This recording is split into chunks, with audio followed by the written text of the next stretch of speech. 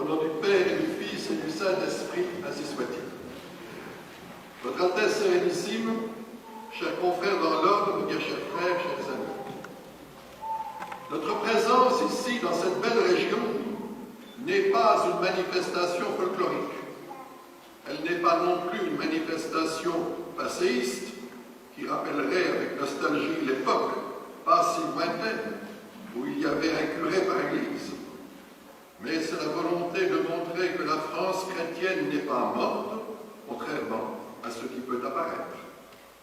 Même si notre présence ici s'apparente à un feu de paille, ce feu qui réchauffe et éclaire quelques instants montre que la France chrétienne, et vous pouvez, parce que vous êtes nombreux, est bien vivante. Ceci dit, nous fêtons aujourd'hui la Pentecôte.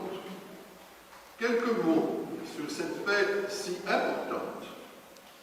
Dans le calendrier liturgique extraordinaire, cette fête est précédée d'une vigile et suivie d'une octave. Beaucoup de pèlerinages animent ces 3 jours, samedi, dimanche et lundi, les pèlerinages de Chartres étant les plus célèbres. Pentecôte signifie, on le sait, 50. Dans l'Ancien Testament, ce fut d'abord une fête agricole. 50 jours après la Pâque, qui célèbre le passage hors de l'Égypte par la mer Rouge, les Hébreux célébraient le don des fruits de la terre.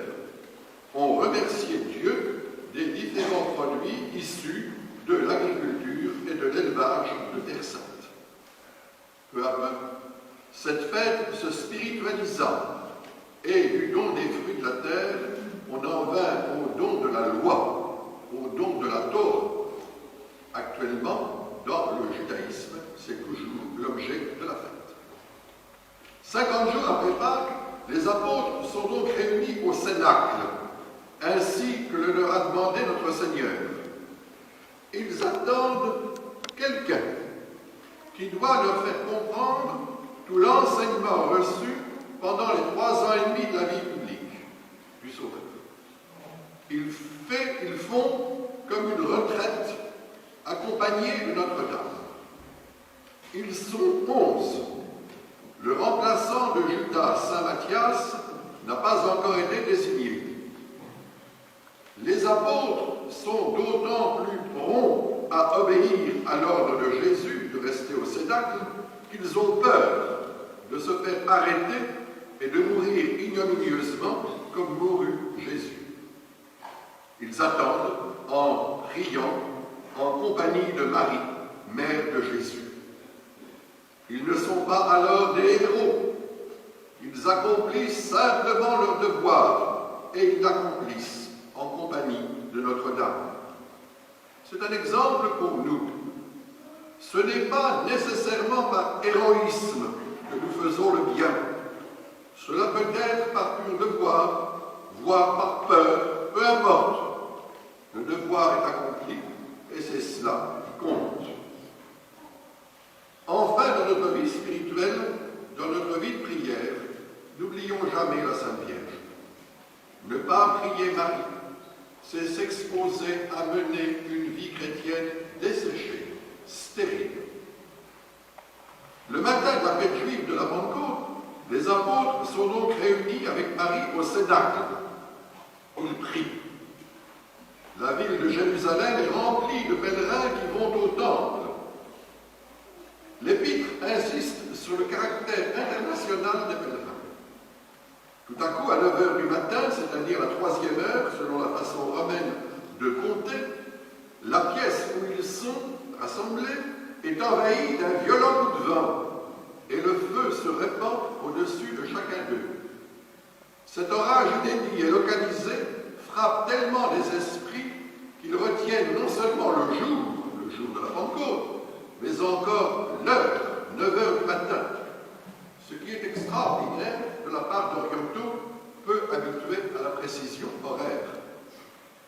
Ceux parmi nous qui ont vécu au Moyen-Orient ou en Afrique savent que l'heure est une indication assez vague. Le matin, le soir, la nuit. Il faut qu'il y ait un événement inouï pour qu'on se souvienne de l'heure. Ainsi, la guérison du fils du centurion, dont on l'on sait que c'est à la 7e heure, 13 heures, que la fièvre l'a quitté.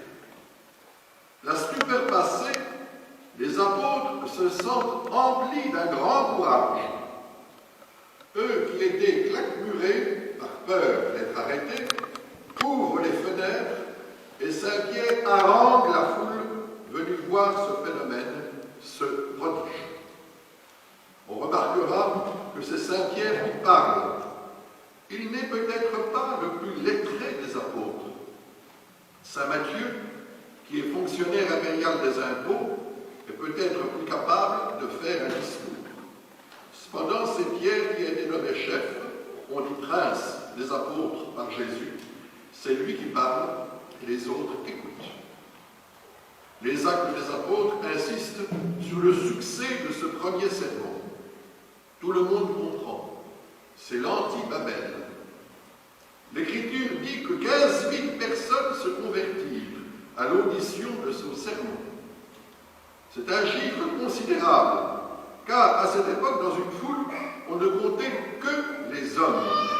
Et vous comptez si maintenant, on ne comptait que les hommes, à l'exclusion des femmes et des enfants, Mme Schiappa ne serait pas contente. Un peu comme maintenant, quand la préfecture de police dit qu'il y a 15 000 manifestants et la CGT 50 000. Eh bien, toutes les foules dans le Nouveau Testament doivent être triplées. C'est donc 45 000 personnes qui se convertissent. Et peut-être plus. Car alors, la conversion d'un homme entraînait la conversion de toute la famille, au sens large du terme, y compris les serviteurs et les esclaves, sans oublier les parents lointains qui vivent au crochet des propriétaires et que l'on appelle les clients. On considère que la Pentecôte est le jour où l'Église est née. Déjà, ce qu'on appelle les notes de l'Église, c'est-à-dire les caractéristiques de l'Église, sont là. L'Église est une, c'est-à-dire unie autour de son chef, le pape. Il peut arriver que l'on trouve que le pape pourrait dire autre chose que ce qu'il dit. En attendant, il est le pape et doit être respecté comme tel. L'Église est sainte. Les membres de l'Église, y compris nous, devons tendre vers la sainteté. Non pas une sainteté mièvre et vétilleuse, comme celle des personnages de certains films. Pour ceux qui se souviennent, ces dames au chapeau vert, ou bien encore de certains sketchs, n'est-ce pas? Mademoiselle de Lombec, membre de la chorale, qui entonne un gai requiem, n'est-ce pas? Non, il ne s'agit pas de cela, mais une sainteté, je dirais, virile, qui nous pousse à faire notre devoir, lors même que cela est difficile. Cette sainteté que je qualifie de virile, parce que la volonté y a une grande part, n'est bien sûr pas réservée aux hommes, et Sainte Jeanne d'Arc, Sainte Thérèse d'Avila et tant d'autres femmes le montrent. L'Église est catholique. La catholicité de l'Église éclate le jour de la Pentecôte. Certes, les nouveaux convertis sont tous juifs, ceux que l'on appellera plus tard judéo-chrétiens, qui auront du mal à vivre avec les pagano-chrétiens. Certes, ils sont tous juifs, mais viennent de l'ensemble du monde connu de l'époque. Le jour de l'Ascension, avant la Pentecôte, il y a 10 jours, notre Seigneur dira à ses apôtres, « Allez, de toutes les nations, faites des disciples. » Tout être humain, tout être humain peut être chrétien, quelle que soit sa culture, sa race, son origine. L'Église est catholique dans l'espace, elle est aussi catholique dans le temps. L'enseignement donné le jour de la Pentecôte, de la première Pentecôte, est celui d'aujourd'hui. Certes, depuis, les théologiens ont réfléchi, le dogme s'est affirmé, s'est affiné, mais c'est fondamentalement le même enseignement. L'Église est apostolique, c'est-à-dire que toute œuvre catholique doit être reliée aux apôtres. Comme il y a une succession ininterrompue des rois depuis Pharamond jusqu'à Henri VII, les évêques d'aujourd'hui doivent remonter à un apôtre. Les apôtres ont été témoins de la résurrection du Sauveur, c'est-à-dire qu'ils ont vu le ressuscité. Et les évêques sont les successeurs de ces hommes qui sont les 12 piliers de l'Église, les 12 piliers de ce temple qu'est l'Église catholique. La romanité n'est pas une note de l'Église, n'est pas une caractéristique obligatoire de l'Église. Cependant, Saint Pierre, présent le jour de la Pentecôte, s'installera très tôt à Rome, où il est enterré, on le sait. Et même les papes d'Avignon gardèrent précieusement le titre d'évêque de Rome. En ce jour de Pentecôte, nous pouvons prendre la résolution de toujours aimer la Sainte Église, notre Mère, alors même que nous savons qu'elle a des défauts, et d'abord les nôtres.